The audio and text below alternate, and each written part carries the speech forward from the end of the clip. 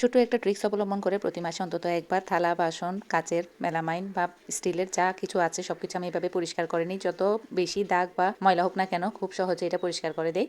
এতো এত বেশি দাগ বা ময়লাগুলো খুব সহজেই উঠে যাবে, যা সাবান দিয়ে তুলতে খুবই কষ্টকর হয়।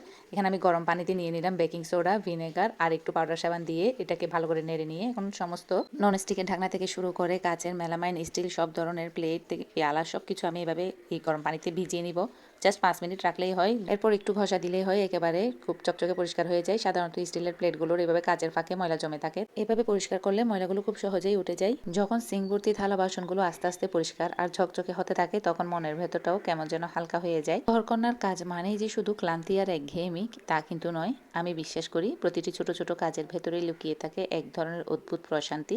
যেমন ধরুন এই থালা বাসন মাজার কাজটা, অনেকেই এটা করতে বিরক্ত হন, কিন্তু আমার কাছে এটা অনেকটা মনের ময়লা পরিষ্কার করার মতো। দেখুন আমার প্রত্যেকটা থালা বাসন স্টিল কাচের প্রত্যেকটা কিছু একেবারে কত ঝকঝকে পরিষ্কার হয়ে আছে। স্টিলের জিনিসের মধ্যেও একটা খুব সুন্দর গ্লেজ দিচ্ছে। মেলামাইন বা প্লাস্টিকের জিনিসগুলো খুব সুন্দর পরিষ্কার হয়ে গিয়েছে। এই একটি বিশেষ নিয়মে আমি কাজটা করি যা আমার সময়ও বাঁচায় আর কাজটাকে অনেক সহজ করে দেয়। এই ছোট্ট একটি ট্রিক্স আপনার সময়টাকে যে কতটুকু সেভ করবে তা আপনারা একবার নিজেরা ট্রাই করে দেখতে পারেন। আপনাদেরও কি আমার মতো নিজস্ব কোনো ছোট ছোট ট্রিক্স আছে? আমাকে কমেন্টে জানাতে পারেন। সংসারের কাজগুলো আমরা মেয়েরাই তো সুন্দর করে গুছিয়ে রাখি, তাই না?